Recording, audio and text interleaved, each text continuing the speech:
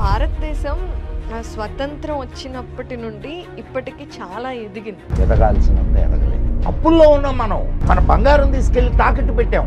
IMF లోన్లకి అల్లాడాం. పాలించేటటువంటి వాళ్ళు నపుంసకులైతే ఛత్రపతి శివాజీ కావచ్చు, రాణా ప్రతాప్ సింగ్ కావచ్చు, వీళ్ళందరివి మన దగ్గర లేవు. అవన్నీ మన సబ్జెక్ట్స్ లో ఎందుకు లేవు? భారతదేశానికి స్వాతంత్రం వచ్చిన తర్వాత central educational minister Abul Kalam Azad నీ దేశపు సంస్కృతి మీద, నీ దేశపు వీరుల మీద వాడికి ఎట్లా ఇంట్రెస్ట్ ఉంటుంది? నీ జాతి యొక్క గొప్పతనం నీకు తెలియదు. నీ జాతిలో ఉన్న మహాపురుషులు గురించి నీకు తెలిస్తే నీలో ఉన్నటువంటి శౌర్యం నిద్రలేస్తుంది. ఈ తెలియదు నిన్ను ఒక డార్క్ లో ఉంచి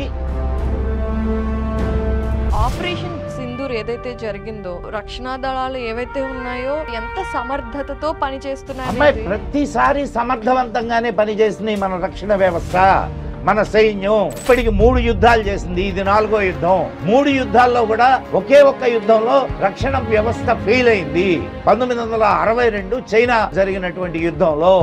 దానికి కారణం కూడా నెహ్రూ అండ్ మీనన్. హిమాలయాల్లో పోరాడేటటువంటి సైనికులకి సరైన బూట్లు లేవమ్మా. వాడు ఒక తాగుబోతు ఎదవా. అన్ని మతాల వారు కొన్ని ఇష్యూస్ ఉన్నా మనం సామరస్యంగా ఉంటున్నాం. మన ఇండియాలో ఒక మతానికి సంబంధించిన వారిని ఇబ్బంది పెడుతున్నాము అని ఎందుకు పోర్ట్రే చేస్తారు? ఇక్కడ హిందువులు ముస్లింలని చేస్తున్నారు.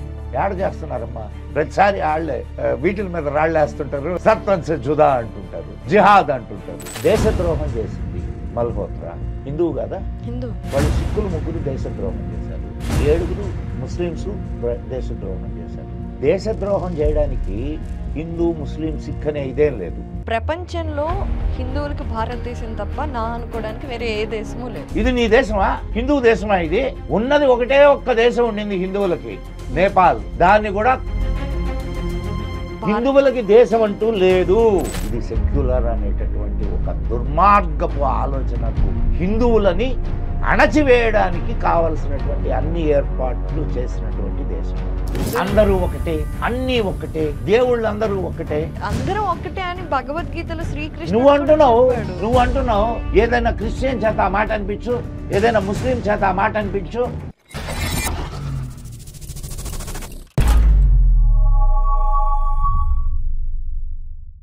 నమస్కారం, తత్వ లెన్స్కి స్వాగతం.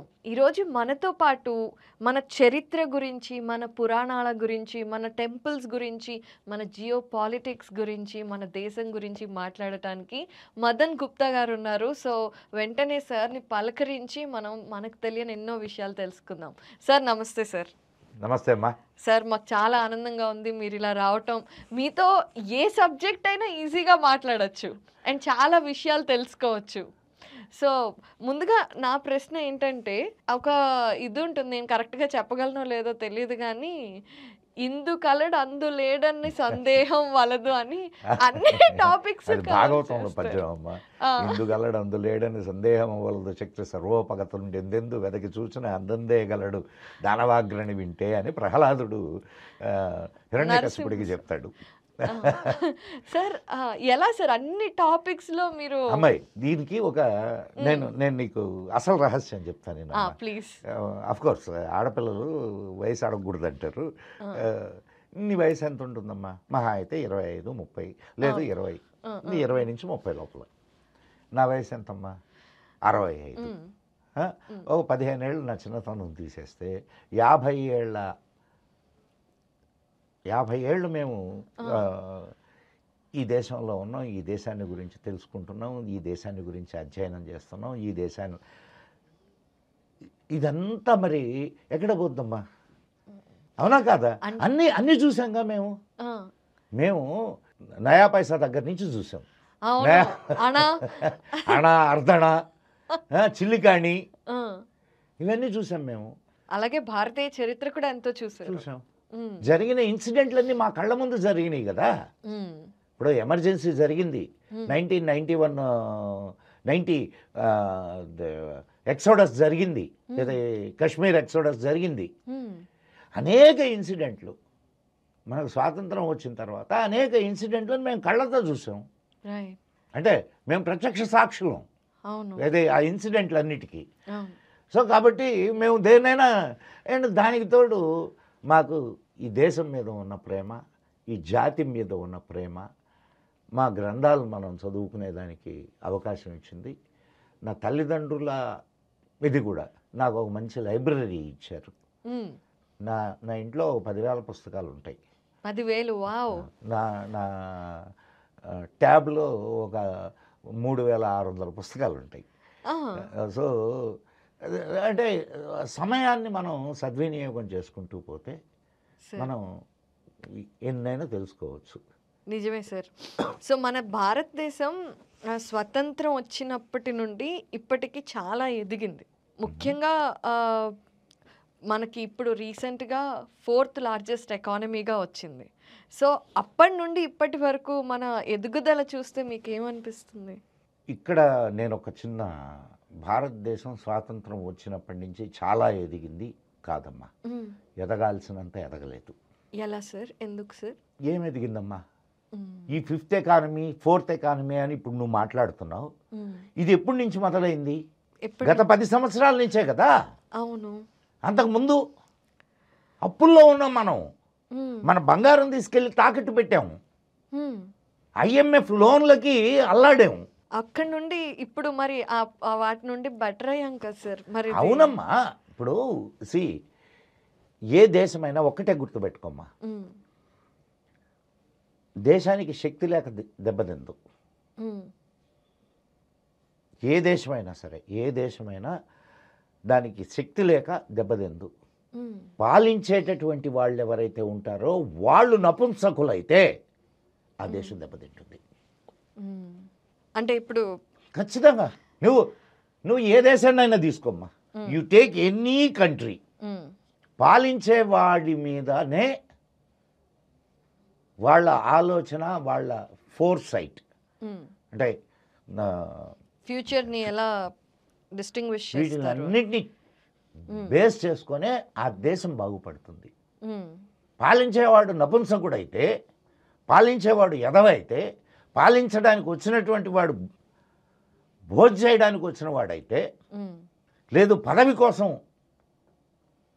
పాకులాడేటటువంటి వాడైతే, తన దేశము, తన జాతి, తన చరిత్ర, తన సంస్కృతి, సాంప్రదాయాలు, వీటి దేని మీద అవగాహన లేనటువంటి దుర్మార్గులైతే ఆ దేశం ఎక్కడ బాగుపడుద్ది? అది నేను మన దేశాన్ని గురించే చెప్పడం లేదు, అన్ని దేశాల గురించి చెప్తున్నా. సరే, పాకిస్తాన్ అనేది, బంగ్లాదేశ్ అనేది దానికి ఒక చరిత్ర లేదు, దానికి ఒక సంస్కృతి లేదు, సాంప్రదాయం లేదు. అదొక ఈ రెండు ఒక మూర్ఖ దేశాలు.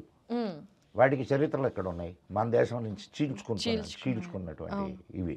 అంటే ఇప్పుడు మనం 10-15 ఏళ్ల నుండి ఒక డ్రాస్టిక్ ఇంప్రూవ్మెంట్ చూస్తున్నాము, ఖచ్చితంగా దాన్ని ఒప్పుకోవాల్సిన విషయమే. కానీ మిగతా సంవత్సరాలన్నీ ఏమీ జరగలేదు అంటే ఇప్పుడు కొన్నిసార్లు మనకి స్వాతంత్రం ఏమీ జరగలేదని చెప్పట్లేదు నేను, నువ్వు జరగాల్సినంత జరగలేదు అంటున్నా. ఇప్పుడు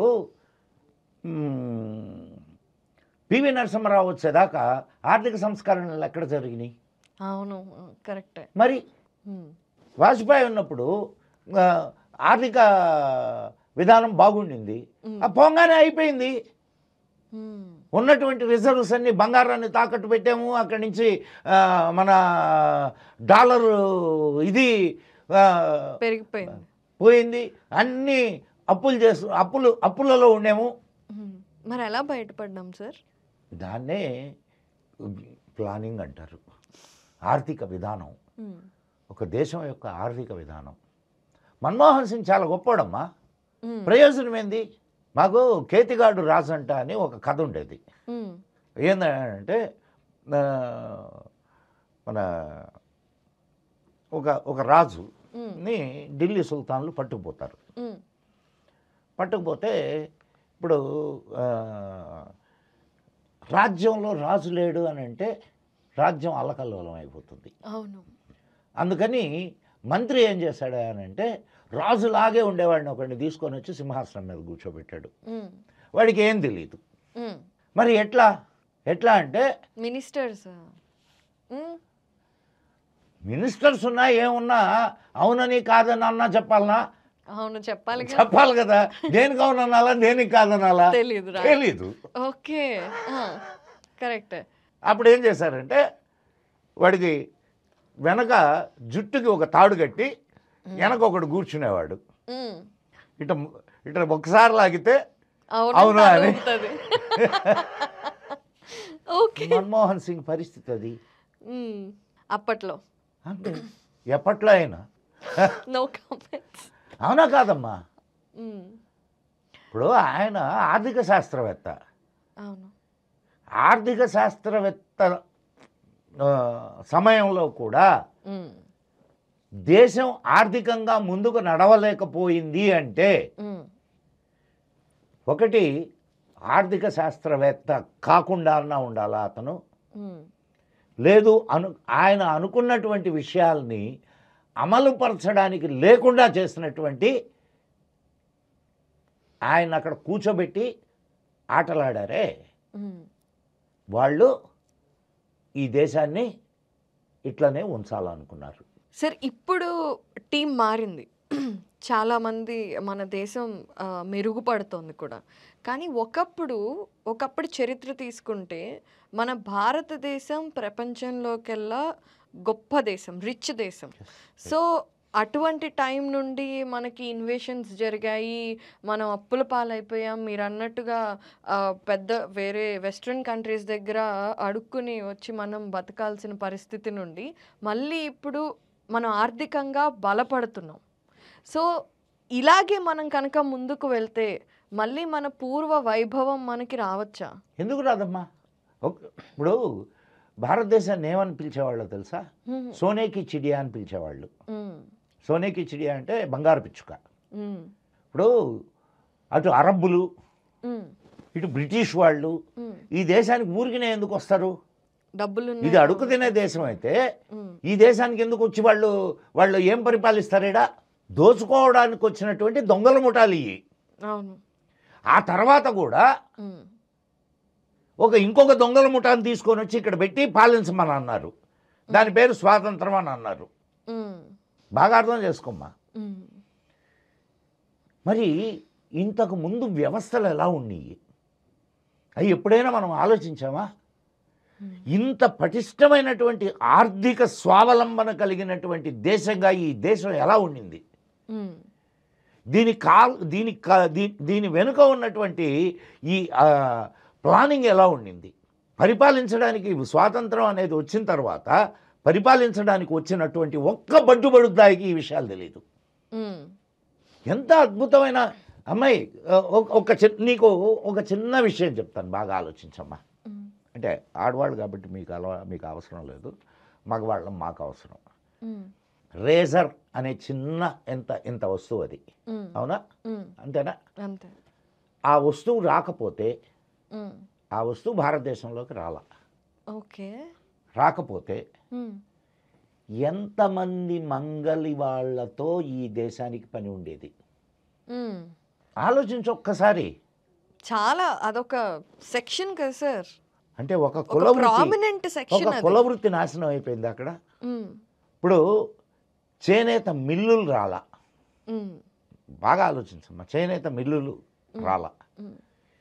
ఎంతమంది చేనేత పని వాళ్ళకి ఈ దేశంలో పని ఉండేది? 150 కోట్ల మంది జనాలకి వస్త్రాలు అందించడానికి కావలసినటువంటి చేనేత పని వాళ్ళు ఎంతమంది ఉండాలా? సార్ ఇక్కడ నేను ఒక్క పాయింట్ అడుగుతాను సార్. ఇప్పుడు ఎప్పుడైనా నేను కరెక్టే, మీ పాయింట్ కరెక్టే. కానీ డెవలప్మెంట్ అనే విషయంలో మనకి ఇలాంటివన్నీ జరుగుతూ ఉంటాయి. కానీ అలాంటి కుల వృత్తులని కాపాడుకోవటం, నాకు తెలిసి మన చరిత్రలో మన చేనేత వస్త్రాలకి చాలా డిమాండ్ ఉండేది ఇతర దేశాలలో. అలాంటి డిమాండ్ ఇప్పుడు లేదు, ఎందుకంటే మెషినరీ వస్త్రాలు వచ్చాయి. మన దేశం మన కుల వృత్తుల్ని కాపాడుకోవడంలో ఫెయిల్ అయింది కాబట్టి. లేదంటే ఇప్పుడు ఇతర దేశాల సంగతి వదిలేయమ్మా, నీ దేశంలోనే అవసరం ఉంది కదా. ఇప్పుడు ఇంకొక చిన్న అప్పట్లో ఇది కూడా ఆలోచించు. ఎప్పుడు కూడా ఒకటి గుర్తుపెట్టుకోమ్మా, సాంకేతికత చిన్నదైతే సమాజం ఆ సాంకేతికతను తనలో ఇముడ్చుకుంటుంది. సాంకేతికత పెద్దదైతే సమాజం సాంకేతికతలోకి వెళ్ళిపోతుంది. ఇప్పుడు ఒక 1000 మంది కి పని కల్పించేటటువంటి ఉమ్, ఒక దీన్ని సాంకేతికత పెద్దది చేసి 10 మందికి నువ్వు ఆశ్రయం కల్పిస్తున్నావు ఉమ్, ఉత్పత్తి అనే పేరుతో. ఉమ్, 1000 మంది పోయారు, ఉమ్, అవునా కాదమ్మా? అవును. సో నేను మనకు అవసరమే కొన్ని, అవసరం అవసరం లేదు, ఉమ్, వీటిల్ని గుర్తించి మనము టెక్నాలజీని దిగుమతి చేసుకోవాలి. అలా అంటే ఇప్పుడు కరెంట్ టైమ్స్లో అందరూ సాఫ్ట్వేర్ ఇంజనీర్లే, మరి ఇప్పుడు ఏఐ వచ్చేసింది. ఏఐ అనేది పెద్ద టెక్నాలజీ కదా. సో మరి అదే సేమ్ మనం ఒక 40 అమ్మాయి, ఏళ్ళ నేను క్రితం నేను అభివృద్ధిని నిరోధించడం లేదు. నువ్వు మ్. ఇప్పుడు ఆనోభద్ర కృతవోయంతు విశ్వత అనేది మన వేదవాక్యం. ఉమ్, ప్రపంచం నలువైపుల నుండి వచ్చేటటువంటి అద్భుతమైన భావజాలాన్ని ఉమ్, స్వీకరించు అని చెప్తుంది ఉమ్, నా ధర్మం. ఉమ్, సో నేను ఎప్పుడూ కూడా టెక్నాలజీకి సైన్స్కి విరుద్ధం కాదు, ఉమ్, కానీ దేన్ని ఎంతవరకు వాడుకోవాలి ఉమ్. ఆ విఘ్నత లేకపోతే ఏమవుతుంది? నష్టం జరుగుతుంది, సమాజానికి నష్టం జరుగుతుంది. I agree. ఆ విఘ్నతని మనం ఇవ్వాలి. అండ్ ఆ విధానంలో మనం మన బేసిక్ స్ట్రక్చర్ దెబ్బతినకుండా మనం డిజైన్ చేసుకోవాలి. అక్కడ మన భారతదేశం ఫెయిల్ అయింది. ఓకే, సో సార్ ఇప్పుడు కూడా మనం చరిత్రలో మన పిల్లలు చదువుకునే సబ్జెక్ట్స్లో కూడా ముఘల్ చరిత్రకు ఉన్నంత, ముఘల్స్ కానివ్వండి, బ్రిటిషర్స్ గురించి కానివ్వండి, వీటన్నిటి గురించి చదువుతాం. అండ్ అందులో ఉన్న కొంతమందిని హీరోస్గా కూడా మనం పోర్ట్రే చేస్తున్నాం మన ఎడ్యుకేషన్ సిస్టంలో. కానీ మన దగ్గర ఇప్పుడు ఛత్రపతి శివాజీ కావచ్చు, లేదంటే ఇంకెవరైనా కావచ్చు, రాణా ప్రతాప్ సింగ్ కావచ్చు, వీళ్ళందరివి మన దగ్గర లేవు. అంతెందుకు మనం అరగంట డిస్కస్ చేసాము మహాభారతం, భగవద్గీత గురించి. అవన్నీ మన సబ్జెక్ట్స్లో ఎందుకు లేవు సార్? నీ మొట్టమొదటి ఎడ్యుకేషనల్ మినిస్టర్ ఎవడో తెలుసా నీకు? సారీ, భారతదేశానికి స్వాతంత్రం వచ్చిన తర్వాత మొట్టమొదటి సెంట్రల్ ఎడ్యుకేషనల్ మినిస్టర్ ఎవడో తెలుసా? లేదు సార్. అబుల్ కలాం ఆజాద్. ఎవడో తెలుసా వాడు? వాడు ఇరాన్ బాన్. నీ దేశపు సంస్కృతి మీద, నీ దేశపు వీరుల మీద వాడికి ఎట్లా ఇంట్రెస్ట్ ఉంటుంది? అవును. అండ్ ఈ దేశంలో ఉన్నటువంటి కుహనా సెక్యులర్ వాదులు అండ్ కమ్యూనిస్టు చరిత్రకారులు వీళ్ళందరూ చేసినటువంటి ఒక కుట్ర ఫలితంగా నీకు చిన్నప్పటి నుంచి నీ హీరోలు వేరే వాళ్ళు, నీ వాళ్ళు నీకు హీరోలు కాదు అని చెప్పి నీకు చెప్పబడింది. ఇది ఒక కుట్ర ప్రకారం జరిగిందమ్మా, ఒక అద్భుతమైన కుట్ర. ఇది చాలా అసలు అది మనం ఇంకొకసారి ఎప్పుడైనా చేసుకుందాం. ఇది నేను నీకు ఆ ఒక్కొక్క కుట్రని నేను నీకు చెబుతూ వస్తా. ప్రస్తుతానికి ఇక్కడ వరకు మనం దీన్ని చూద్దాం. నీ జాతి యొక్క గొప్పతనం నీకు తెలియకూడదు. నీ జాతిలో ఉన్న మహాపురుషులు గురించి నీకు తెలిస్తే నీలో ఉన్నటువంటి శౌర్యం నిద్రలేస్తుంది, నీలో ఉన్నటువంటి స్వాభిమానం నిద్రలేస్తుంది. ఈ తెలియకూడదు నీకు. అవి తెలియకుండా నిన్ను ఒక డార్క్లో ఉంచి 60 సంవత్సరాలు నిన్ను పరిపాలించారు, 50 సంవత్సరాలు. నీకు ఇవన్నీ తెలిస్తే ఇప్పుడు ఈరోజు కూడా నీకు సోషల్ మీడియా రాబట్టి ఈ విషయాలన్నీ బయటకు వస్తున్నాయి. కానీ ఆనాడు పత్రికా ప్రపంచం వాళ్ళ చేతుల్లోనే ఉండేది. అవును, రేడియో వాళ్ళ చేతుల్లోనే ఉండేది. అండ్ నీకు ఎడ్యుకేషన్ వాళ్ళ చేతుల్లోనే ఉండేది. ఎడ్యుకేషన్ సిస్టమ్ అంతా కూడా కమ్యూనిస్టులతో నింపేశారు. కమ్యూనిస్టు భావజాలం ఉన్నటువంటి వాళ్ళే ప్రొఫెసర్లు, లెక్చరర్లు, పరిశోధకులు అందరూ వాళ్ళే. సో వాళ్ళ కళ్ళద్దాల వాళ్ళ దృష్టితో వాళ్ళు ఈ దేశాన్ని సర్వనాశనం చేశారు. సో మరి ఇప్పుడు మన యూత్ మారుతోంది, మన నెక్స్ట్ జనరేషన్కి మన చరిత్ర తెలుస్తుంది. సోషల్ మీడియా అవ్వచ్చు, మన యూత్ కాదు మీ యూత్. సో ఎడ్యుకేషన్ సిస్టంలో చేంజెస్ తీసుకురావాలి. ఎందుకంటే ఆపరేషన్ సింధూర్ ఏదైతే జరిగిందో దాని ద్వారా మన పొటెన్షియాలిటీ ఏంటి అనేది మనకు కూడా తెలిసింది. ఇప్పటి వరకు రక్షణ దళాలు ఏవైతే ఉన్నాయో వాటి గురించి మనకు తెలుసు, కానీ అవి ఎంత సమర్థతతో అమ్మాయి పనిచేస్తున్నాయి. ప్రతిసారి సమర్థవంతంగానే పనిచేసింది మన రక్షణ వ్యవస్థ, మన సైన్యం. ఇప్పటికి 3 యుద్ధాలు చేసింది, ఇది 4వ యుద్ధం. 3 యుద్ధాల్లో కూడా ఒకే ఒక్క యుద్ధంలో మన రక్షణ వ్యవస్థ ఫెయిల్ అయింది. 1962 చైనాతో జరిగినటువంటి యుద్ధంలో. దానికి కారణం కూడా నెహ్రూ అండ్ మీనన్. ఓకే, అంటే రక్షణ వ్యవస్థకు కావలసినటువంటి బడ్జెట్ తగ్గించేశారు. హిమాలయాల్లో పోరాడేటటువంటి సైనికులకి కనీసం బూట్లు, సరైన బూట్లు లేవమ్మా. సార్ ఇది వాడు ఒక తాగుబోతు ఎదవ, మీనన్ అనేవాడు తాగుబోతు ఎదవ.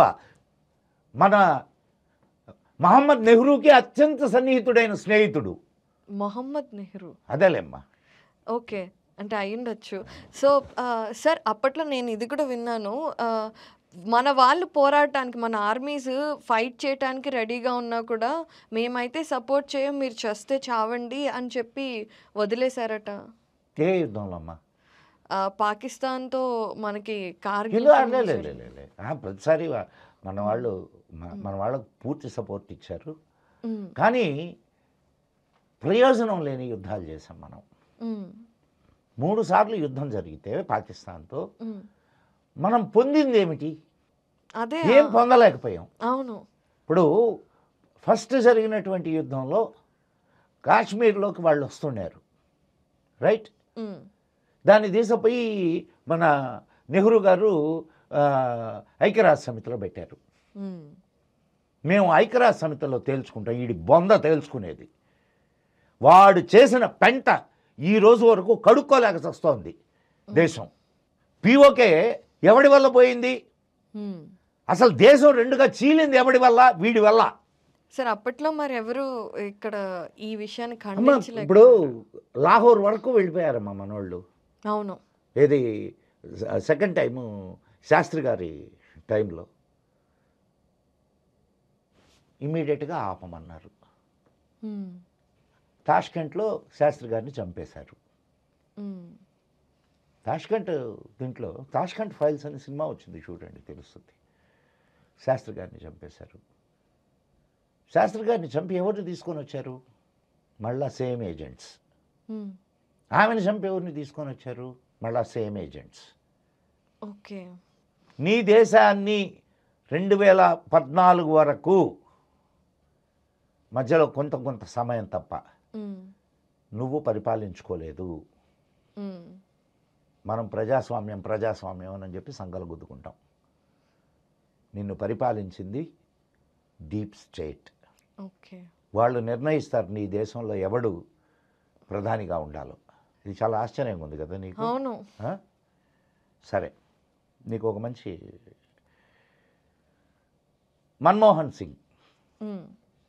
మన్మోహన్ సింగ్ ఈ దేశానికి ప్రధాని అవుతాడు అని చెప్పి ఎవరైనా అనుకున్నారా? లేదు సార్. కానీ మన్మోహన్ సింగ్ ఈ దేశానికి కాబోయే ప్రధాని అని 6 నెలల ముందు ఇంగ్లాండ్లో ఉండే ఒక టాబ్లాయిడ్ పబ్లిష్ చేసింది. ఓకే. మరి దీన్ని ఏమంటావు? He is going to be the prime minister of India. చాలా వియర్డ్గా ఉంది ఇది. చూడండి, అధ్యయనం చేస్తే తెలుస్తుంది. నేను ప్రూఫ్ లేకుండా మాట్లాడను. అవును సార్. అంటే ఇప్పుడు ఒకప్పుడు 15 ఏళ్ల క్రితం వరకు మన దగ్గర ఏం జరగాలి అనేది పవర్ఫుల్ కంట్రీస్ కొన్ని డిసైడ్ చేశాయని మీరు అంటున్నారు. సో ఎట్లా అయితే ఇప్పుడు మనం అనుకుంటున్నామమ్మా ఒక బూటకప్పు ప్రజాస్వామ్యం ఇది. ఇప్పుడు డీప్ స్టేట్కి లొంగిపోయి అమ్మాయి కొన్ని విషయాలు చెప్తే, ఇప్పుడు నేను చెప్పడం కాదు, కేజీబీ నుంచి రిటైర్ అయినటువంటి ఒక ఆఫీసరు యుఎస్కి వెళ్ళిన తర్వాత ఒక బుక్ రాశాడు. ఆ బుక్లో Sonia Gandhi is KGB agent అని చెప్పి she is on payrolls of KGB అన్న సంగతి అతను ఇచ్చాడు. సార్ ఆమెకేం అవసరం సార్? ఆమె దగ్గర చాలా డబ్బులు ఉన్నాయి. ఎవరి దగ్గర? సోనియా. ఎట్టొచ్చినాయి డబ్బులు? What is her background? ఆవిడ పెళ్లి చేసుకున్నారా? డబ్బులు. What is her background? ఒకప్పుడు పేరోల్లో ఉన్నారంటారా? ఎప్పుడైనా పేరోల్లోనే ఉంటారు. చైనాతో ఒక రహస్య ఒప్పందం చేసుకొని వచ్చారు. ఏం ఒప్పందం జరిగింది? తెలుసా మీకు? లేదు, చెప్పండి. ఎవరికీ తెలియదు. ఈరోజు రాహుల్ గాంధీ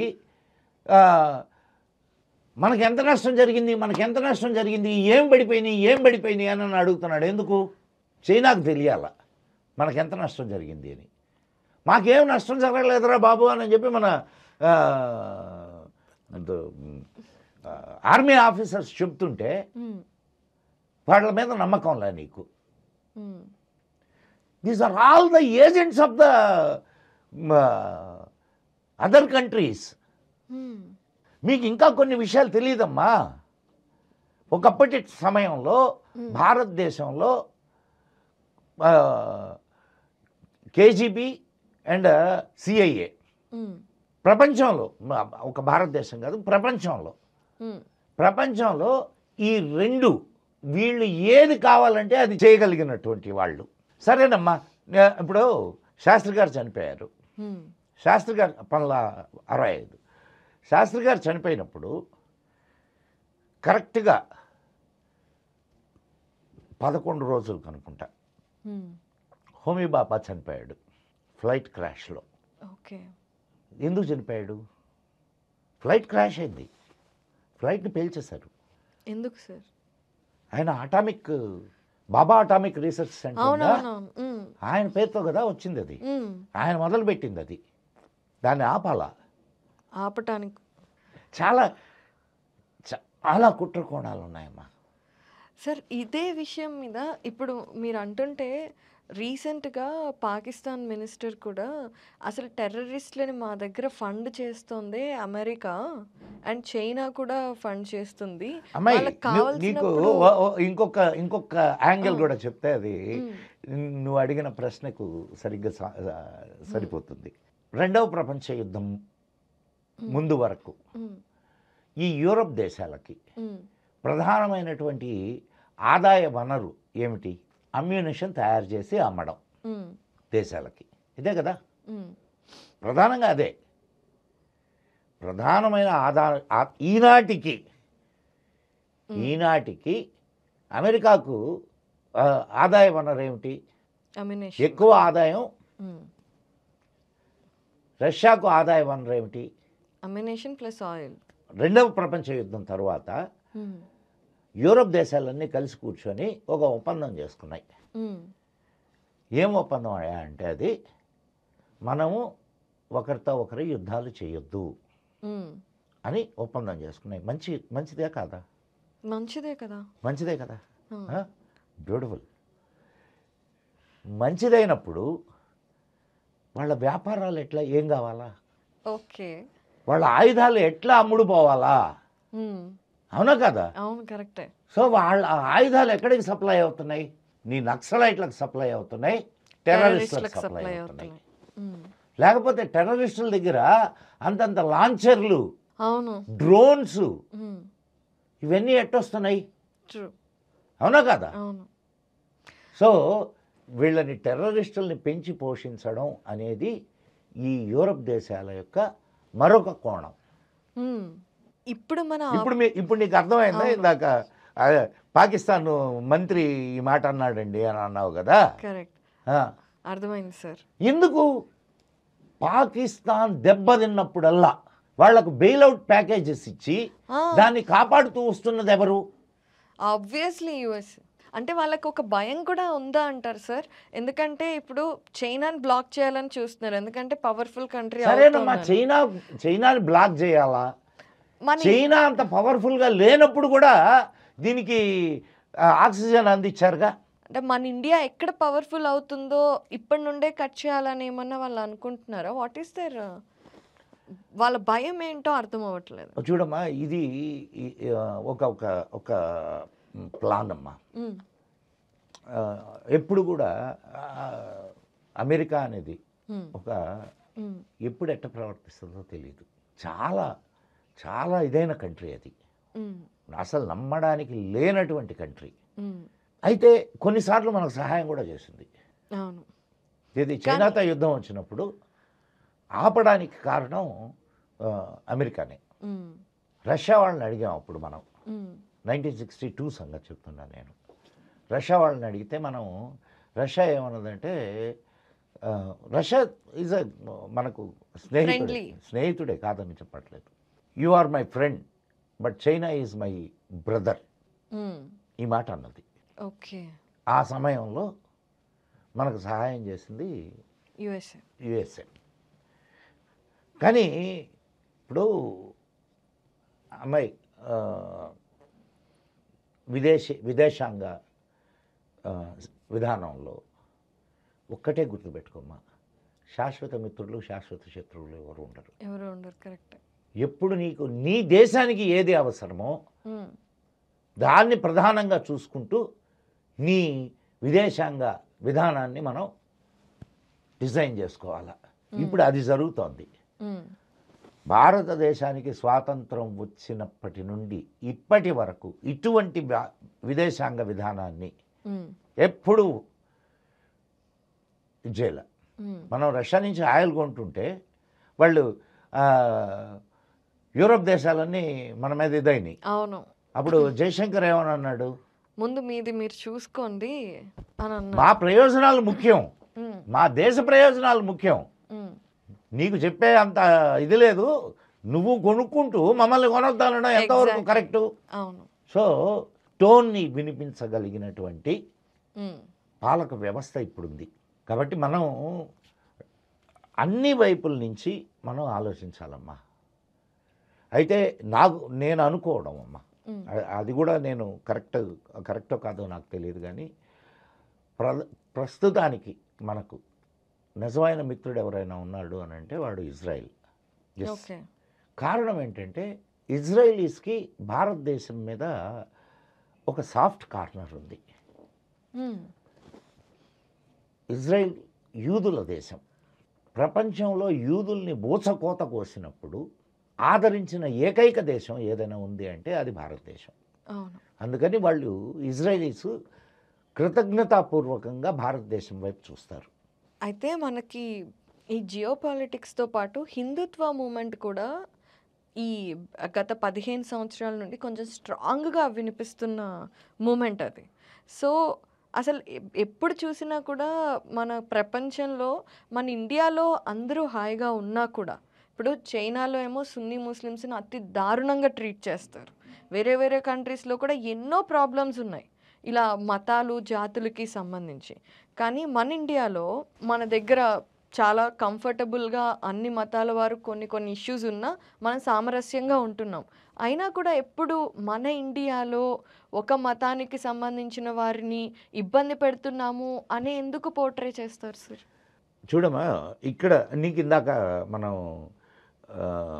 యుద్ధంలో 5th జనరేషన్ వార్ని మనం నడుపుతున్నాం. జనరల్గా ఏమనుకుంటారంటే ఇప్పుడు వార్ అంటే ఏదో ఆయుధాలతో కొట్టుకునేది ఒకటే కాదు. వారు అనేక రకాలైన వార్స్ ఉన్నాయి. అందులో బిజినెస్ వార్ ఒకటి. రైట్.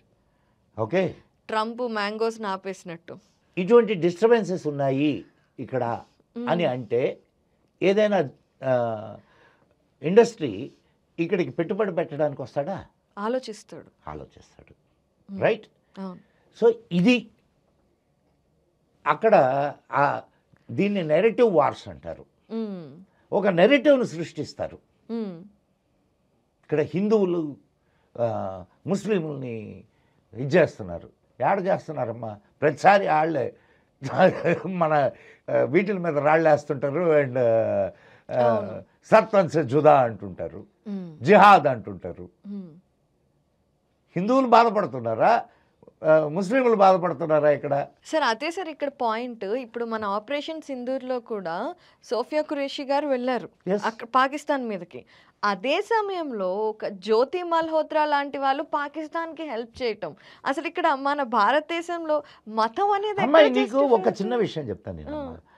అన్ని రకాల వాళ్ళు అన్ని మతాల్లో ఉంటారమ్మా. అన్ని రకాలు. ఇప్పుడు మొట్టమొదట భారతదేశానికి సెల్యూకస్ వచ్చాడు. సికందర్, అదే సికందర్ ద గ్రేట్ అంటారు కదా, అదే అలెగ్జాండర్ ద గ్రేట్, ఆయన సికందర్ అంటారు. ఓకే, ఆయన భారతదేశంలోకి ఎంట్రీ ఇచ్చినటువంటి వాడేవాడమ్మా? అంబి. పురుషోత్తముడితో ఆయనకున్న వైరానికి ఉమ్, వీడితో కలిసి అంబి పురుషోత్తముడితో యుద్ధం చేశాడు. ఉమ్, అవునా? అండ్ మీర్ జాఫర్ పేరున్నావా? ఇన్లా. మరి చరిత్ర తెలుసుకోమనేది అదే. కల్కటా ఆంగ్లేయులు భారతదేశంలో కాళ్ళూనుకోవడానికి ప్రధానమైనటువంటి కారణం ఈ మీర్ జాఫర్ గాడు. ఉమ్, వాడు కల్కటా బెంగాల్ కింగ్ దగ్గర సైన్యాధిపతి. ఉమ్, వాడితో ప్లాసీ యుద్ధం విన్నావా? ఉమ్, ప్లాసీ యుద్ధం. విన్నా. ప్లాసీ యుద్ధం జరిగింది ఇతను- ఇదే ఈ మీర్ జాఫర్. 30,000 మంది సైన్యంతో మీర్ జాఫరు, ఉమ్, 3,000 మంది సైన్యంతో రాబర్ట్ క్లైవ్. ఉమ్. ఎవరు గెలవాలి చెప్పు నాకు? అంటే ఇప్పుడు 30,000 సైన్యం ఉన్న వాళ్ళు గెలవాలి. హా? కదా? అవును. మరి రాబర్ట్ క్లైవ్ ఎట్ట గెలిచాడు? ఓకే, మీర్ జాఫర్ అమ్ముడిపోయాడు అంతేగా.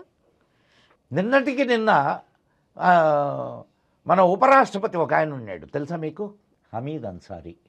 ఉమ్, తెలుసా? విన్నారా? yes sir. హమీద్ అన్సారీ ఉపరాష్ట్రపతిగా ఉన్నాడు. ఉమ్, ఆయన ఇచ్చినటువంటి ఇన్ఫర్మేషన్ వల్ల ఉమ్, మన 26 సిఐఏ మన ఎన్ఐఏ ఏజెంట్స్ ఉమ్. దొరికిపోయి చనిపోయారు. సో ఇలాంటి వాళ్ళు ఎప్పటి అంటే నుండో- సి ఈ దేశానికి అది కొత్త కాదు.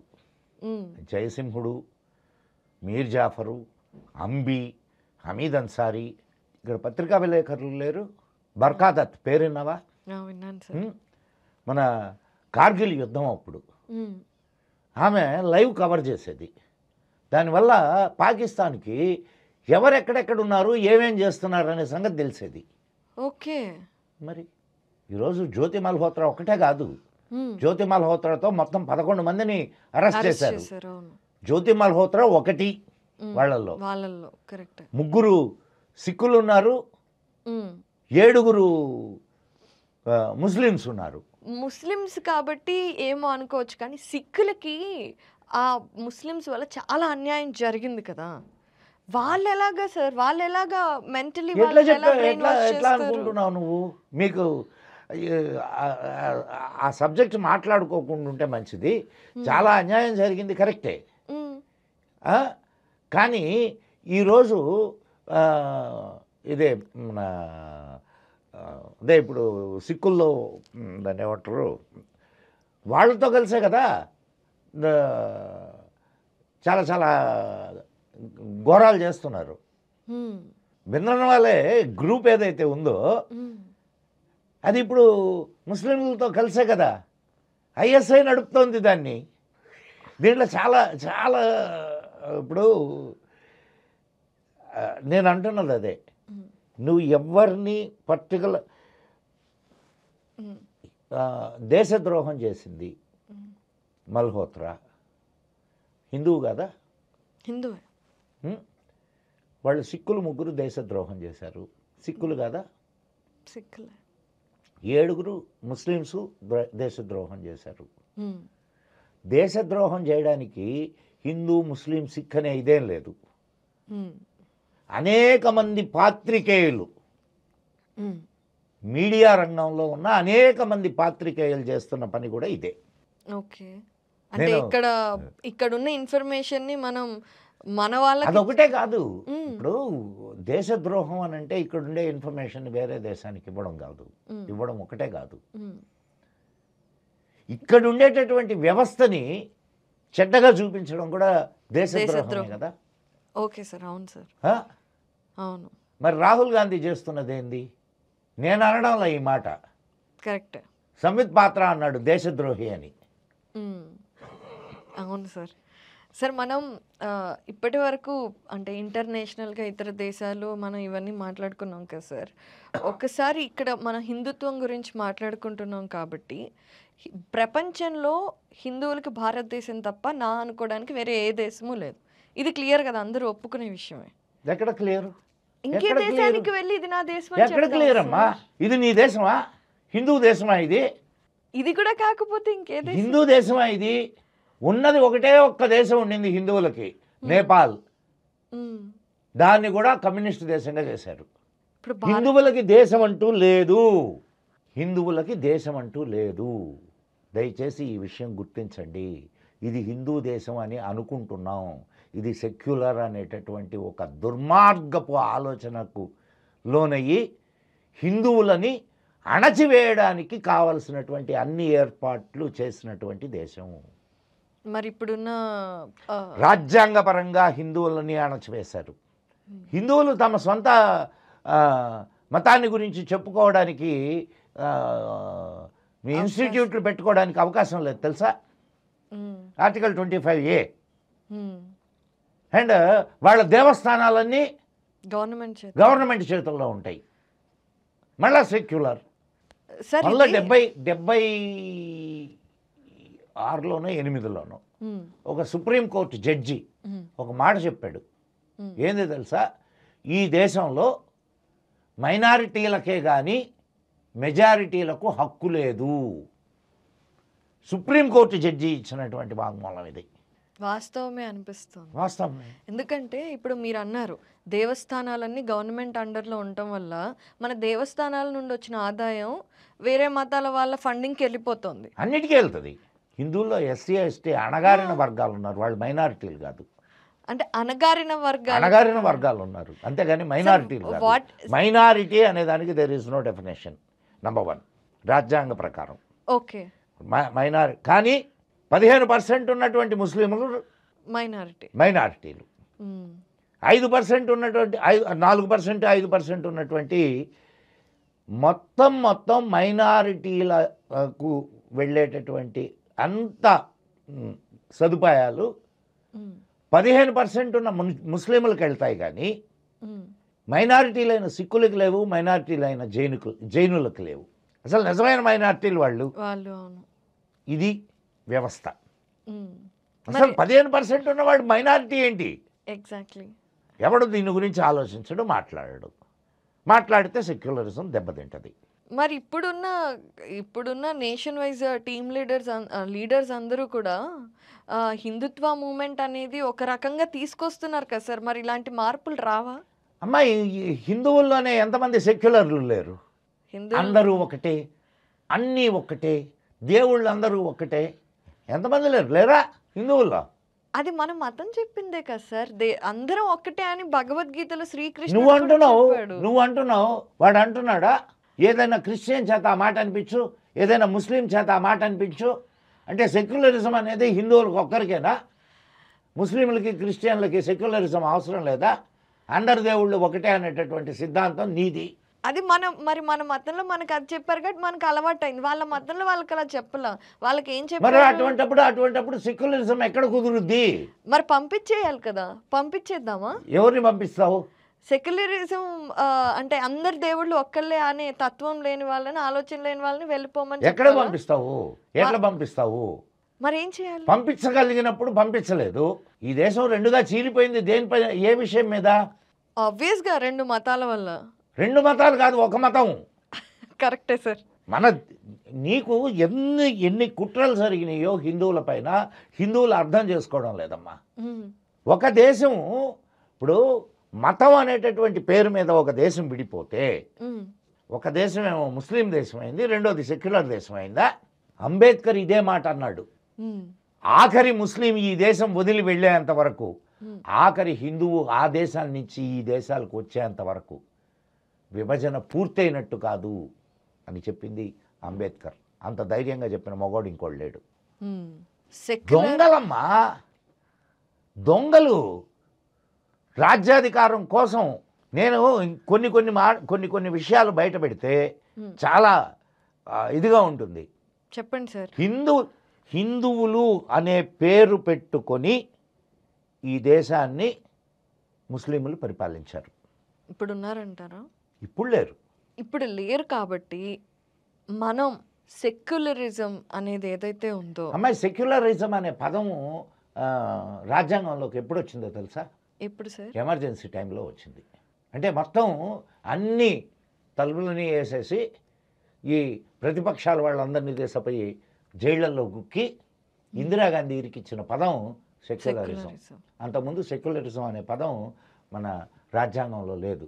ఇప్పుడు ఏంటి సార్ అంటే ఇప్పుడు మీరు అన్న దాని ప్రకారం అయితే మనం మన దేశాన్ని మన దేశంగా చెప్పుకోలేం. అండ్ ఏదైతే మెజారిటీ ఉన్నారో అంటే 15% అనేది మెజారిటీయే మామూలుగా కాదు. సో అలాంటికి వాళ్ళకి మైనారిటీ అని చెప్పి చాలా ఫెసిలిటీస్ వచ్చేసాయి. మరి ఇప్పుడు ఎవరైతే హిందువులు ఉన్నారో అంతా ఒక్కటే అనే సెక్యులరిజం అనే థాట్‌లో ఉన్నారో వాళ్ళందరినీ కల్ట్ హిందువులుగా మార్చాలా? అసలు కల్ట్ హిందువులు ఉన్నారా ఇప్పుడు? కల్ట్ హిందూ ఆ పదం నాకు అర్థం కాలేదమ్మా. అంటే కట్టర్ కరెక్ట్. కట్టర్ హిందూ. హ్మ్. కట్టర్ హిందూ అని అంటే ఏందమ్మా? ఏమన్నా తరకాయం నరకమంటాడా హిందూ ఏమన్నా? లేదు. నీ దేవుణ్ణి నమ్మకపోతే చంపేమంటాడా? లేదు. ఆ? హుహు. మరి హిందువు కంటే సెక్యులర్ ఇంకెవడున్నాడమ్మా? మరి కానీ అవతలవాడు హ్మ్. నా దేవుణ్ణి నమ్మకపోతే చంపేయి అని అంటున్నాడు. హ్మ్. వాడిని నువ్వు నిరోధించలేకుండా ఉన్నావు. ఇప్పుడు కొన్నిటికి మూలాలు కొన్ని ఉంటాయమ్మా. ఇది నేను చెప్తున్నటువంటి విషయం కాదు. ఒక పాకిస్తాను ప్రొఫెసర్, గొప్ప లేఖకుడు, అమెరికాలో ఉంటున్నాడు. అతను ఏమని మాట్లాడాడో తెలుసా? నిన్నగాక మొన్న హ్మ్. ఒక 2-3 డేస్ బ్యాక్ హ్మ్. అతను భారతదేశంలో హ్మ్. ఈ సిస్టమ్ అంటే ఈ ముస్లింలు మళ్ళా జీవన స్రవంతిలోకి రావాలి అని అంటే హ్మ్. ఒకే ఒక్క మార్గం, వాళ్ళకు ఉన్నటువంటి ఉన్నాయి కదా బళ్ళు, అవునవును. వాళ్ళకి స్పెషల్ స్కూల్స్ ఉంటాయి కదా! అవన్నీ మూసేయాలా అన్నాడు. హ్మ్. ఇది నేను అన్నమాట కాదు. హ్మ్. పాకిస్తానీ పాత్రికేయుడు, ప్రొఫెసరు, అమెరికాలో ఉంటున్నారు. అతను చెప్పినటువంటి విషయం. అంటే ఇక్కడ మదర్సాలన్నింటినీ మూసేస్తే భారతదేశంలో ఈ ముస్లింలతో ఉన్న సమస్యలు తీరిపోతాయి అని అన్నాడు. సార్ ఇక్కడ మదర్సాలు మూసేస్తాం బానే ఉంది. కానీ పాకిస్తాన్ ఎడ్యుకేషన్ సిస్టమ్‌లో వాడికి నేర్పించేదేంటి? అదే ఇది చంపేయాలి అనే కదా నేర్పిస్తారు జిహాద్. వాళ్ళకి. ఆ! సో మరి అక్కడి నుంచి మనకెప్పుడు బెడద ఉంటూనే ఉంటుంది కదా! అదేంటో కనీసం ఇప్పుడు అది పక్క దేశం అమ్మా. పక్క దేశంతో నువ్వు పోరాడడానికి నీ సైన్యం ఉంది. హ్మ్. ఇక్కడ ఇంట్లో పోరు మరి ఈశ్వరుడు కూడా తీర్చలేడు అని అంటారు కదా! రైట్. Sir okay. ఇప్పుడు మతాలను పక్కన పెడదాము. అంటే మతాలతో మనకున్న సమస్యల్ని పక్కన పెడితే హిందువులుగా మనకి ఎంతో అద్భుతమైన నాలెడ్జ్ ఉంది. అసలు భారతదేశంలోనే ఒకప్పుడు ప్రపంచంలో లేని నాలెడ్జ్ అంతా నలంద అలాంటి అమ్మాయి ఇన్‌స్టిట్యూట్స్ ఇది కూడా ఇక్కడ ఈ విషయాన్ని కూడా నీకు బాగా తెలుసుకోమ్మా. మనోళ్ళు ఏం చెప్తారంటే మనకు 2 చెప్తారు. నలంద విశ్వవిద్యాలయం, ఇంకోటి ఏంది 2 విశ్వవిద్యాలయాల పేర్లే చెప్తారు. అవును. కానీ ఆనాటికి భారతదేశంలో 450 విశ్వవిద్యాలయాలు ఉండేవి. 450. 450. మరి ఒక్కటి కూడా నమూనా లేకుండా నేను చెప్పిన విషయం కాదు ఇది. హ్మ్. ఇది నేను చెప్పిన విషయం కాదు. హ్మ్. నీకు హౌస్ ఆఫ్ కామన్స్లో రికార్డ్ అయిన విషయం. రైట్. 450 విశ్వవిద్యాలయాలు. ఇప్పుడు హార్వర్డ్ లాంటిది, అప్పుడు నలంద. సో అయితే ఇప్పుడు అప్పుడు అంత నాలెడ్జ్ ఉండేది. ఇప్పుడేమో మన టెంపుల్స్ కూడా ఒక పర్టిక్యులర్ ప్లేస్‌లో కట్టడానికి ఆ ఆర్కిటెక్చర్ మాత్రమే కాదు, మనకి స్పేస్‌కి సంబంధించిన విషయాలు తెలియటానికి కానివ్వండి. అనేకమైనటువంటి విషయాలు ఉన్నాయి. అనేకమైనటువంటి విషయాల్ని దృష్టిలో పెట్టుకునే మన టెంపుల్స్ని కన్స్ట్రక్ట్ చేశారు. మరి ఆ నాలెడ్జ్ అంతా ఇప్పుడు కాస్మిక్ ఎనర్జీని తీసుకోవడం ప్రధానమైనటువంటి విషయం. టెంపుల్ కన్స్ట్రక్షన్, కాస్మిక్ ఎనర్జీని టెంపుల్స్ రిసీవ్ చేసుకొని నీకు ట్రాన్స్ఫర్ చేస్తాయి. సార్ మన ఋషులేమో ఇంత అద్భుతమైన నాలెడ్జ్ అందించారు. మన దగ్గర కృష్ణుడే వచ్చి జ్ఞానాన్ని అందించాడు. మరి అలాంటప్పుడు ఇప్పుడు ఒకప్పుడు సంక్షోభంలో ఉంది మన భారతదేశం. అలాగే ఇప్పుడేమో ఇతర కంట్రీస్ అన్నీ కూడా చాలా డెవలప్డ్‌గా ఉన్నాయి. మరి మన గాడ్స్ పవర్ఫుల్ అయినప్పుడు మనం కదా సార్ నెంబర్ 1 కంట్రీ అవ్వాలి ప్రపంచంలో. గాడ్స్ కాదు పవర్ఫుల్ కావాల్సింది మీరు.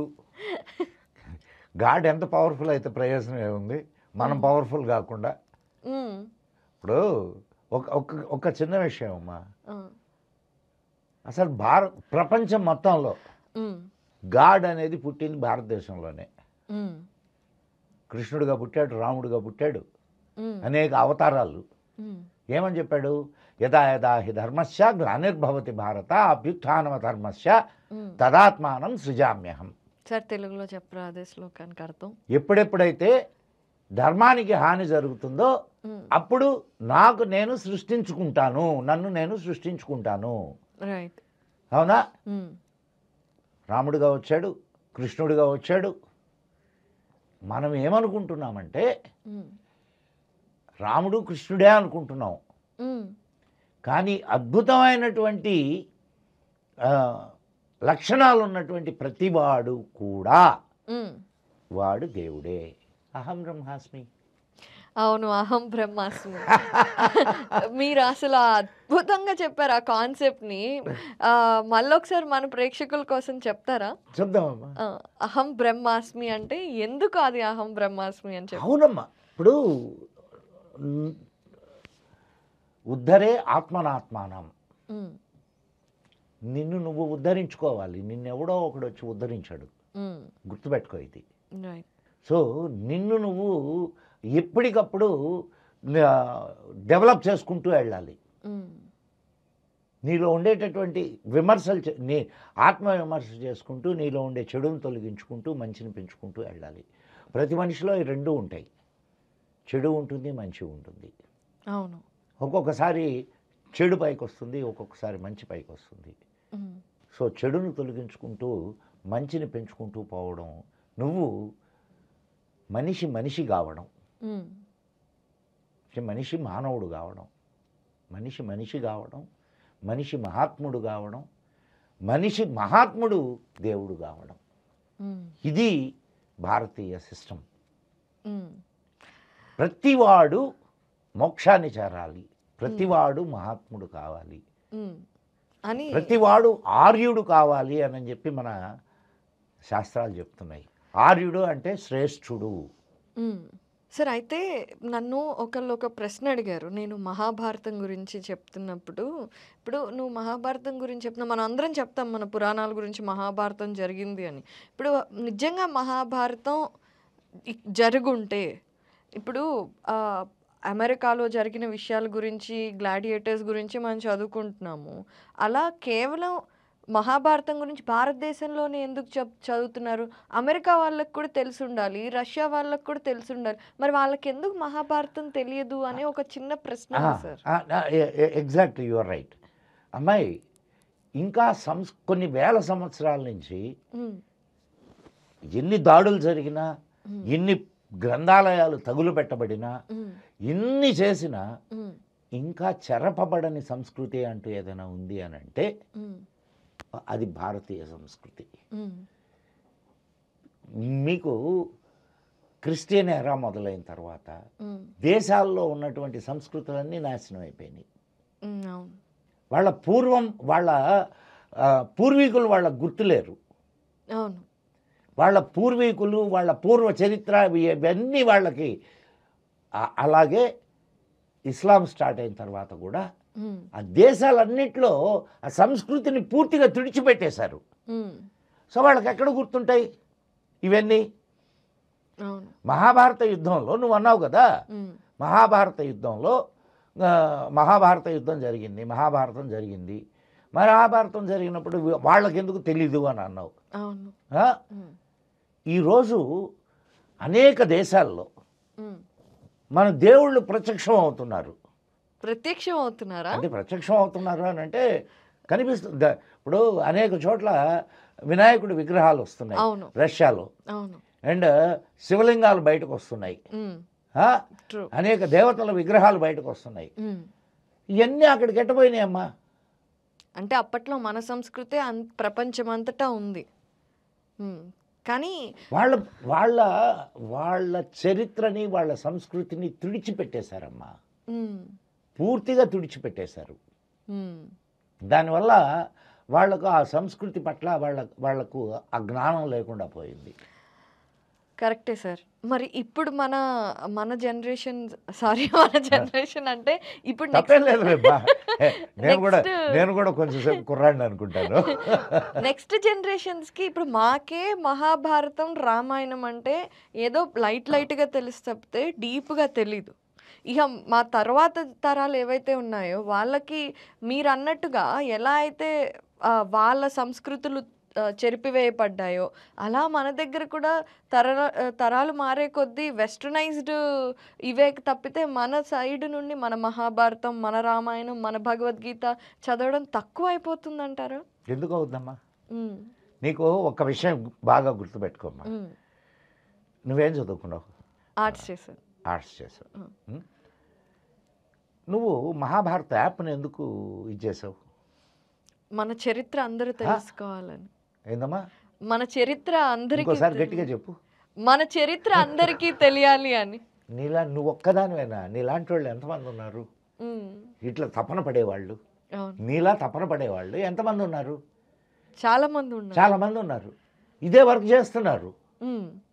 రామాయణాన్ని గురించి కొందరు చెప్తున్నారు, భగవద్గీత గురించి కొందరు చెప్తున్నారు, మహాభారతాన్ని గురించి చెప్తున్నారు, మన సంస్కృతి సాంప్రదాయాలను గురించి చెప్తున్నారు. ఎంతమంది చెప్తున్నారు?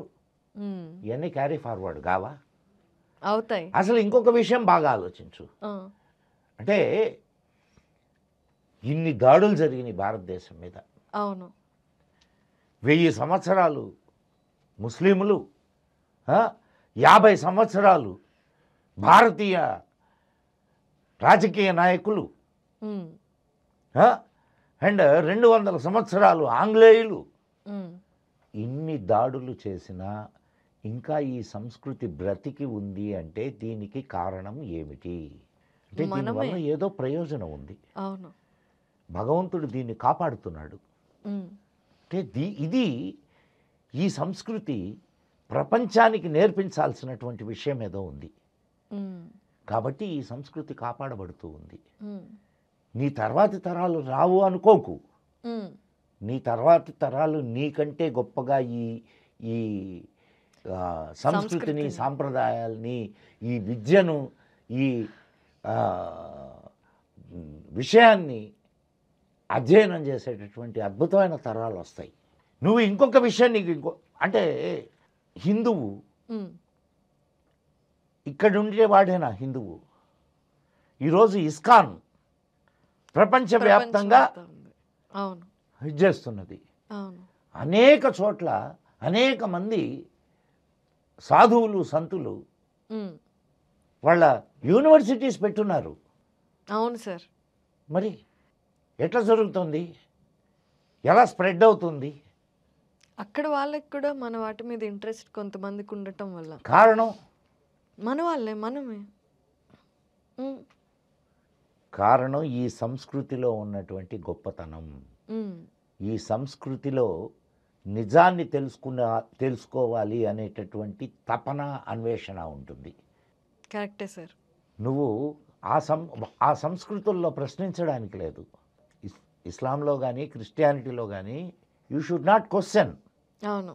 నువ్వు క్వశ్చన్ చేస్తే నేను సాతాను పట్టుకున్నాడని అంటారు. అవును. అండ్ నువ్వు క్వశ్చన్ చేస్తే నిన్ను చంపేస్తారు. ట్రూ. కానీ నిన్ను క్వశ్చన్ చేయమని చెప్తుంది సనాతన ధర్మం. నీ ఉపనిషత్తులన్నీ ఎట్లా స్టార్ట్ అవుతాయమ్మా? ప్రశ్నోత్తరాలు. ప్రశ్నతోనే మొదలవుతాయి. ప్రశ్న జవాబు. అవును.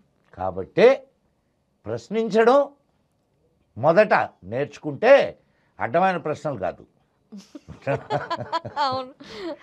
ప్రశ్నించడం నేర్చుకుంటే విషయం అర్థమవుతుంది. చెప్పేటటువంటి గురువు కూడా ఇప్పుడు అన్నం పరబ్రహ్మ స్వరూపం అని చెప్తుంది ఒక ఉపనిషత్తు. అవును. ఎట్లా అక్కడి నుంచే మొదలవుద్ది. ప్రశ్నతోనే మొదలవుద్ది. ఎట్లా అని అడిగితే అవును. ఎట్లా?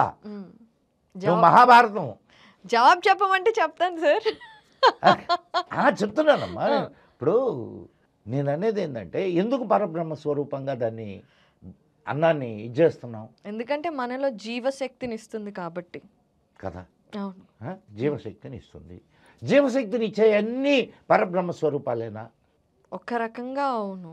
ఎస్ ఎస్ అని చెప్పు, ఒక రకంగా ఎందుకు ఎస్. ఆ, కారణం ఏంటంటే ప్రతి అణువు కూడా పరబ్రహ్మ స్వరూపమే ఇక్కడ. ఉమ్, కాబట్టి ఉమ్, నువ్వు తినే అన్నము పరబ్రహ్మ స్వరూపమే, ఉమ్. నువ్వు మాట్లాడే మాట పరబ్రహ్మ పరబ్రహ్మ స్వరూపమే. స్వరూపమే. అందుకే కదా సౌండ్ ఎనర్జీ, అవును, శబ్ద బ్రహ్మము అంటారు దాన్ని. అవును, అవునా కదా? అవును సార్. గాలి పీల్చే గాలి ఉమ్, పరబ్రహ్మ స్వరూపమే, నువ్వే పరబ్రహ్మ స్వరూపం. కరెక్టే. అవునా? అవును. సో ఈ కాన్సెప్ట్ మనం తెలుసుకుంటూ ప్రపంచం అంతా తెలిసే విధంగా మనం మారాలి. మన నెక్స్ట్ తరాలు కూడా మారాలి. అంటే నువ్వు అమ్మాయి ఒక ఒక నీకు ఇందాక చెప్పాను అవతారము అని. అవును. ఆ, అక్కడ మనం ఎక్కడో కొంచెం డివేట్ అయ్యాం. ఉమ్, ఈ మానవ జాతికి ఉమ్, మంచి చేసే ప్రతివాడు దైవమే అన్నాను. అవతారమే, ఉమ్, అవతార పురుషుడే. ఉమ్, మనం ఏమనుకుంటున్నామంటే ఆయన చెప్పాడు కదా కృష్ణుడు, ఏది యదా యదా హి ధర్మస్య గ్లానిర్భవతి భారత, ధర్మానికి గ్లాని జరిగినప్పుడల్లా నేను వస్తాను. ఉమ్, అవును. ఆయన కృష్ణుడే రాడు, కృష్ణుడు అని పేరు పెట్టుకొని రాడు. మరి కల్కి వస్తాడు అని అంటారు కదా సార్. అది ఎప్పుడో వస్తాడు. ఇంతకంటే అధర్మం ఇంకేం జరుగుతుంది సార్? ఏందమ్మా? ఎక్కడ నిమిషానికి ఒక 100 రేపులు జరుగుతాయి, ఎన్నో అమ్మాయి. హత్యలు జరుగుతున్నాయి. ఇవన్నీ ఎస్, ఇదంతా దీని అంతటికి కారణం ఏంది? మనిషిలో ఉండేటటువంటి క్రౌర్యం. ఉమ్, అవునా కాదా? ఉమ్, ఆ? కలియుగ ధర్మం అది. ఉమ్, ప్రతి యుగానికి ఒక ధర్మం ఉంటుంది. అవును. కానీ మన వాళ్ళు ఏం చెప్తుంటారంటే కలియుగ ధర్మం కాబట్టి ఇది ఇట్నే జరుగుద్ది అని. కాదు, ఉమ్, కలియుగంలో కూడా మంచి పైకి లేస్తూ ఉంటుంది, తర్వాత క్రింద కింద పడి పడు- చెడు పైకి లేస్తూ ఉంటుంది. ఉమ్, ఇప్పుడు మంచి పైకి లేచే కాలం. ఉమ్. సో ఇప్పుడు కల్కి రావాల్సిన అవసరం లేదు. వస్తాడు, ఎందుకు రాడు? మరి మంచి ఉన్నప్పుడు ఇంకెందుకు సార్? చెడు కూడా వస్తుందిగా తర్వాత. ఆ తర్వాత ఎప్పుడు? అదే. ఆ, కల్కి అని అంటే కల్కిలాగా నువ్వు ఆ, ఆయన తెల్ల గుర్రం మీద హిమాలయాల్లో చూడమ్మా, చాలా విషయాలని మన వాళ్ళు స్టోరీ పరంగా కాదు కాదు కాదు రిప్రజెంటేషన్. దాన్ని ఏమంటారంటే సూచన అవును. విధానంలో చెప్తారు. అవును. బ్రహ్మం గారి కాలజ్ఞానం తీసుకున్నాం అనుకో, ఉమ్, దాంట్లో ఆయన చెప్తాడు ఉమ్, లోహ పక్షులు గగనతలమున ఎగిరేనయ్యా అంటాడు. ఉమ్. లోహ పక్షులు ఏంది, గగనతలంలో ఎగరడం ఏంది? మిసైల్స్, విమానాలు. విమానాలు లోహ విమానాలు విహంగాలే కూడా. కదా, ఓకే, రైట్. లోహ విహంగం అంటారు దాన్ని. ఉమ్, అట్లా వాళ్ళు కోడ్ దీంట్లో చెప్తారు. ఉమ్, ఏమో తెల్లగుర్రము, ఆయన ఖడ్గము.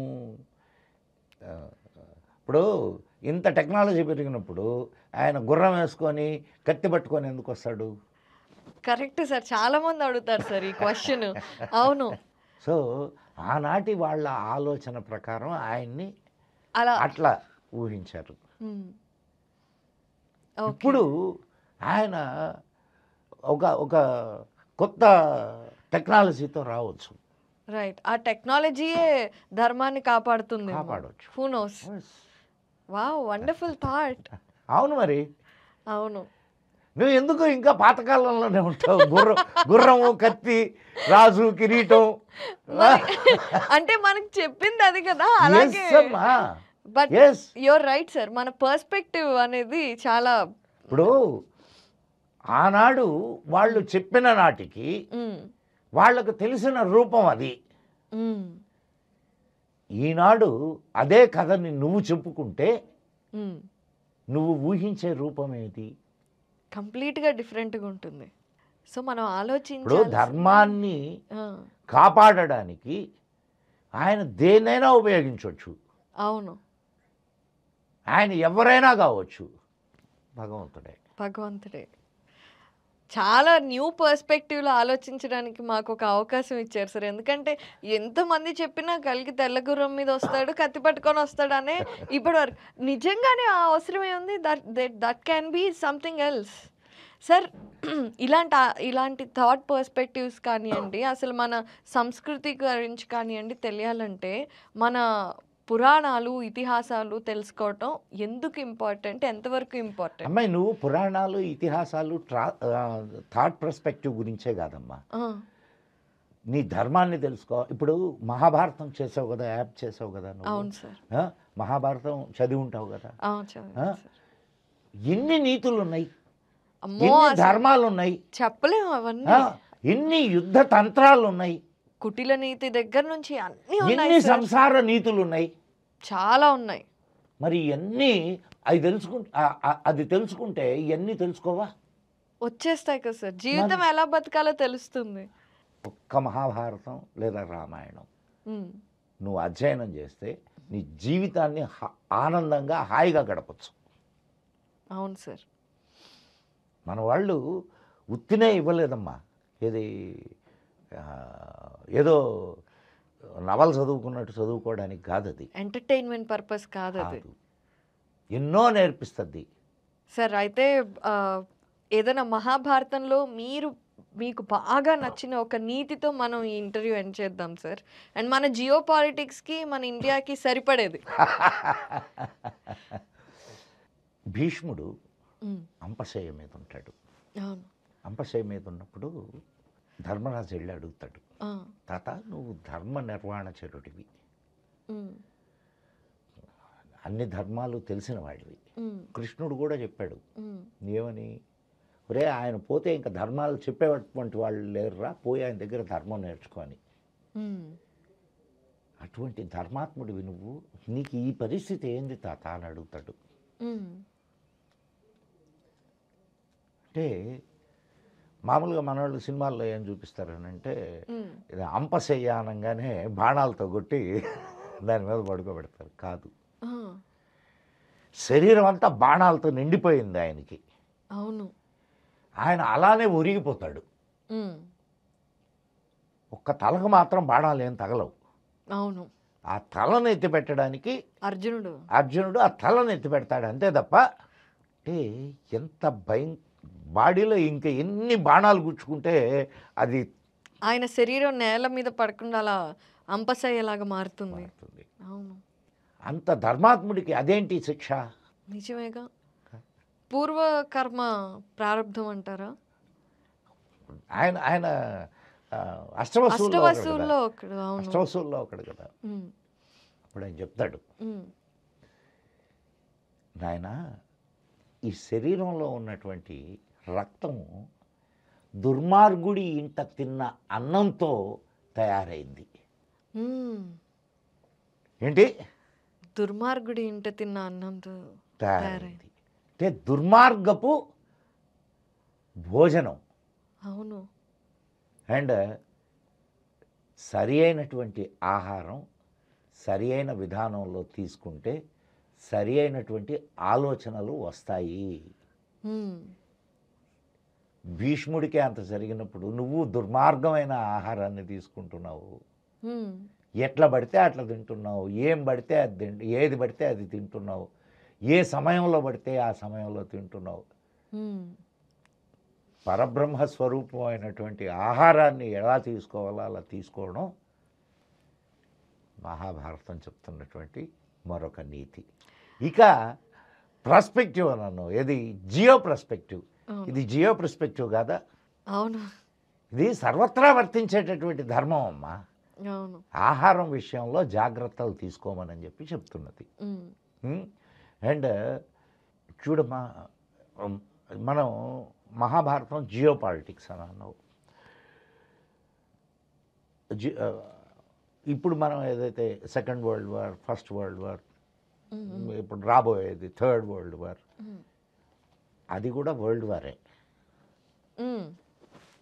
అది కూడా వరల్డ్ వారే. అనేక దేశాల వాళ్ళు వచ్చారు, ఆ యుద్ధంలో పాల్గొన్నారు. సో అప్పుడు కూడా జియో పాలిటిక్స్ ఉన్నాయి కదా. మరి కృష్ణుడు చేసిన అక్కడ మనం గమనించాల్సింది ఏంటంటే 11 అక్షౌహిణుల సైన్యం ఉన్నటువంటి ఆ, దుర్యోధనుడి గ్యాంగ్. కౌరవ సేన 7 అక్షౌహిణుల సైన్యం ఉన్న పాండవ సైన్యం. పాండవ సైన్యం ఏది గెలిచింది? పాండవులే గెలిచారు. 7 అక్షౌహిణులే కదా వీళ్ళు. అవును. 11 అక్షౌహిణులు. ఎవరు గెలవాలి? పైగా వాళ్ళ దగ్గర ద్రోణాచార్యుడు, కృపాచార్యుడు, అశ్వత్థామ, భీష్ముడు అందరు అట్టే ఉన్నారు. అదే బలగమంతా చెప్తుంది. కానీ ఏది గెలవాలి? కౌరవసేన. కౌరవసేన. కానీ ఎందుకు గెలిచింది? బ్రెయిన్, స్ట్రాటజిస్ట్ కాదా? ఒకే ఒక్కటి, ధర్మం. ధర్మం. ధర్మం ఎటువైపు ఉంటుందో పాండవుల వైపు ఉంది. ఉమ్, ధర్మం కృష్ణుడి రూపంలో పాండవుల వైపు ఉంది. ఉమ్, కాబట్టి గెలిపించాల్సిన బాధ్యత కూడా కృష్ణుడి మీద ఉంది. కృష్ణుడి మీదే ఉంది. అందుకే గెలిచారు. జియోపాలిటిక్స్కి వస్తే ఇప్పుడు కూడా ఉమ్, ధర్మమే గెలుస్తుంది. ఉమ్, ఈరోజు వాళ్ళు ఇప్పుడు మళ్ళా కొంచెం ప్రజెంట్ దీనికి వద్దాం. Um. Pakistan. India will bleed with 1000 cuts అని చెప్పి అన్నాడు వాడు ముషర్రఫ్ అవును కదా. ఉమ్, అట్లనే వాడు ఇక్కడికి టెర్రరిస్ట్ గ్యాంగుల్ని పంపుతూ వచ్చాడు. ఉమ్, ఆ? కానీ ఇప్పుడు ఏమైంది? మనం ఎదుగుతున్నాం. మనము టెర్రరిస్ట్ క్యాంపులన్నింటినీ కొట్టాం. 9 క్యాంపుల్ని కొట్టాం. అవును. కొట్టామా? ఆ? ఉమ్, కొట్టి మనం ఏం చేస్తున్నాం? ఇది టెర్రరిస్ట్ దేశం అని చెప్పి ప్రపంచ దేశాలన్నిటికీ తెలియజేస్తున్నాం. ఉమ్, అవును, కరెక్ట్. అప్పుడు కూడా మనం ఏం చేసాం? అప్పుడు కూడా కృష్ణుడు రాయబారానికి వెళ్ళాడు. అవును. ఒరే 5గురికి 5 ఊళ్ళు ఇట్లా చాలని అన్నాడు. విన్నాడా? వినలేదు. ఒరే నాయన నువ్వు ఇట్లా పంపించబాకరా, ఇబ్బంది పడతారా, ప్రజల్ని ఎందుకురా ఇబ్బంది పెడతావు అని చెప్పి మనోళ్ళు నెత్తి నోరు కొట్టుకొని చెప్పారు. ఉమ్, విన్నదా వినలా. పాకిస్తాను? వినలా. ఆ? వినలేదు. అప్పుడు అది డోజియర్స్ పంపించారు మనోళ్ళు. ఏది ఇక్కడ జరిగిన ఇన్సిడెంట్ల కారణాలు వాటిని మీ దేశంలో ఉన్నాయని ఉమ్, పట్టించుకున్నాడా? లేదు. సో దెబ్బ తగిలితే ఇప్పుడు దారిలోకి వస్తారు. సో ఈరోజు నువ్వు యుద్ధం చేసావు, అవును. కానీ ఇది అధర్మం అని ఎవరన్నా అంటున్నారా? అనట్లేదు. ఎందుకంటే మనం ధర్మంగా టెర్రరిస్టులనే కొట్టాం. ఇంకా పాకిస్తానే మన సివిలియన్స్ మీద దాడి ఒక్కటే చేశారు. కాదు, నువ్వు నీళ్ళు ఆపినా, ఉమ్, నువ్వు వ్యాపారం చేయకపోయినా, ఉమ్, నువ్వు వాళ్ళ స్థావరాలని కొట్టినా ఉమ్, నిన్ను ఎవ్వడు ఏలెత్తి చూపించడం అలా. ఎందుకు? ఎందుకంటే మనం ధర్మంగా చేస్తాం. ధర్మం నీ వైపు ఉంది కాబట్టి. అవును. అప్పుడు కూడా ధర్మం వాళ్ళ వైపు ఉంది కాబట్టి వాళ్ళు గెలిచారు. అలాగే ఇప్పుడు కూడా మనమే గెలుస్తాం. గెలిచాము. ఇంకా ఎన్ని వచ్చినా గెలుస్తాము. Sir wonderful sir. ఈరోజు అంటే కేవలం మనం పాస్ట్లో మన దేశానికి సంబంధించినవే కాకుండా అసలు ఎన్ని కుట్రలు జరిగాయి, ఎందుకు మనం ఇంకా అమ్మాయి చాలా నువ్వు మహాభారతము, చాణక్య నీతి ఈ 2 చదివితే, ఈ 2 చాలు. ఈ 2 చదివితే నీకు అసలు ప్రపంచాన్ని ఎట్లా జయించాలి అనేది అర్థమవుతుంది. అయితే నాతో పాటు అందరూ చదవాలి ఈ మెసేజ్ అందరి కోసం. సార్ ఈరోజు చాణక్యుడు అంటాడు, అర్ధమూలం ధనం, అర్ధానికి మూలం ఏమిటి? ధర్మం. కాబట్టి నువ్వు ధర్మం ప్రకారం నడిస్తే నీకు అర్థం చేకూరుతుంది అని చెప్తాడు. రైట్. ఇప్పుడు ధర్మ ప్రకారం పరిపాలిస్తున్నావు కాబట్టి మనకి అర్థం చేకూరుతుంది. నువ్వు 4వ పొజిషన్లోకి వచ్చావు. Right. True. So 4th largest economy మాత్రమే కాదు, అన్ని విషయాల్లో ఇండియా మోడీ చెప్పాడు, నెంబర్ 1 అవ్వాలి. మోడీ చెప్పాడు 3rd లార్జెస్ట్ ఎకానమీగా మనం రూపొందుతాము అని చెప్పాడు. అవును. జో బోలేగా ఓ కరేగా. సరే, ఇంకా చాలా విషయాలు ఉన్నాయి మాట్లాడటానికి. మాట్లాడుకుందాం. బట్ నెక్స్ట్ టైం ధర్మం, అర్థం, హిందుత్వం, సంస్కృతి గురించి నెక్స్ట్ టైం మాట్లాడుకుందాం. And thank you so much for your time. We will wait for the next podcast. Sure sure sure. Thank you so much sir. Welcome అమ్మా.